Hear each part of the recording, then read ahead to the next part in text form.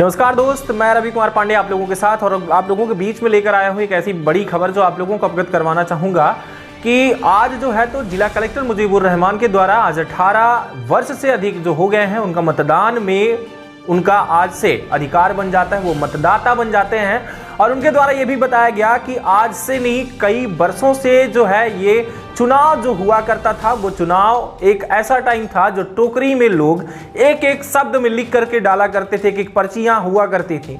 उसके बाद ऐसा आया कि एक लकड़ी की पेटी बनी, फिर उसके बाद ऐसा वक्त आया जो पेटी जो है लोहे में बदल गई, तब्दील हो गई कि पेटी पे बदलती गई। आज वो टाइम आ चुका है जहां लोग ईवीएम मशीन के द्वारा काम कर रहे हैं और आने वाले टाइम पर एक वो वक्त आएगा जिस दौरान इंसान सिर्फ उंगलियों का सहारा लेकर के मोबाइल से ही वोटिंग कर लेगा।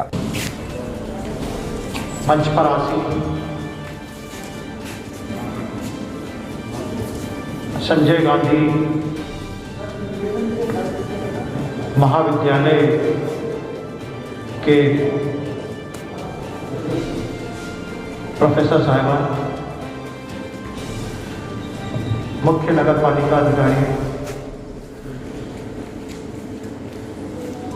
और तहसीलदार साहब, सामने मेरे उपस्थित सभी श्रोतागण और जो नए मतदातागण हैं जिनको आज एपिक कार्ड मिलेंगे, सभी को राष्ट्रीय मतदाता दिवस की हार्दिक शुभकामनाएं।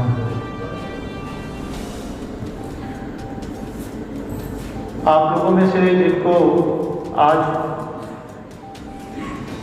एपिक कार्ड मिलेंगे और पहली बार मतदाता कहलाने का सौभाग्य मिलेगा, आप सभी लोगों को शुभकामनाएं। मतदाता होना वास्तव में एक अपॉर्चुनिटी या यूँ कहें कि अवसर तो है ही, क्योंकि हम अब इस योग्य हो गए हैं कि हम अपने प्रतिनिधि चुन सकें। लेकिन साथ में हमारी जिम्मेदारी भी बहुत बड़ी होती है। हमें ये समझने की ज़रूरत होती है कि हमारा वोट बहुत महत्वपूर्ण है। कई बार हमें ऐसा महसूस होता है कि लाखों वोट लोग दे रहे हैं, हमने नहीं भी दिया तो क्या होगा। लेकिन हमें ये समझने की ज़रूरत है कि वो लाखों वोट बनते कैसे हैं। एक एक वोट जुड़कर बनते हैं और हमारा एक वोट उसमें बहुत महत्वपूर्ण है। अगर मान लीजिए कि इस तरीके से कोई एक एक वोट अपना महत्वपूर्ण नहीं है समझकर ना डालें, तो क्या चुनाव हो पाएंगे? क्या हम अपने जनप्रतिनिधियों को चुन पाएंगे? बहुत सारे लोगों के मन में ये बात रहती है कि साहब चुनाव में हम वोट डालेंगे भी तो उससे क्या फर्क पड़ेगा।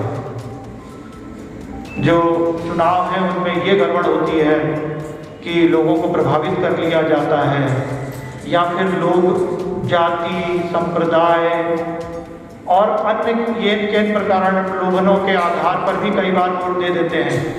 तो मेरा अकेला जिम्मेदारी से दिया गया वोट कहाँ मायने रखेगा? लेकिन वास्तविकता ये नहीं है।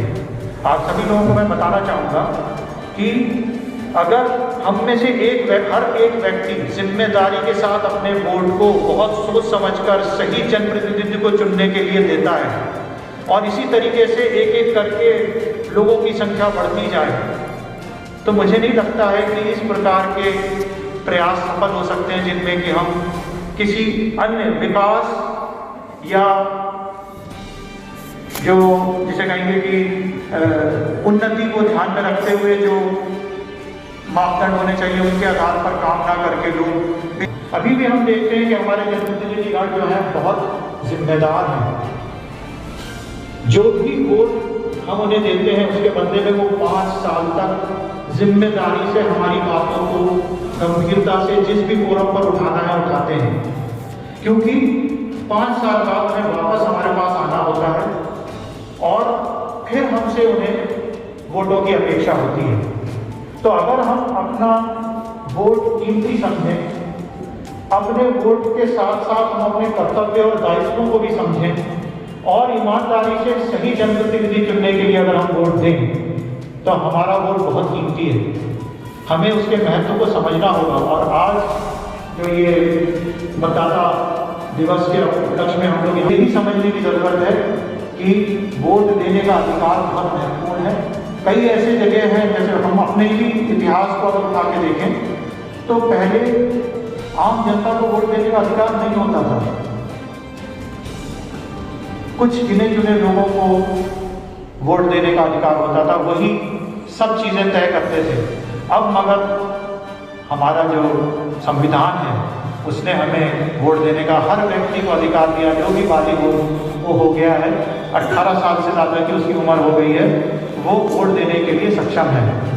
तो आप में से कई लोग आज 18 साल के हो जाने के कारण उन्होंने अपना नाम दर्ज कराया है वोटर लिस्ट में, और आज उनको उस जो एपिक कार्ड है उसके बदले में वो मिलेगा, और आज से वो अपनी उस नई जिम्मेदारी को अदा करने के लिए तैयार हो रहे हैं।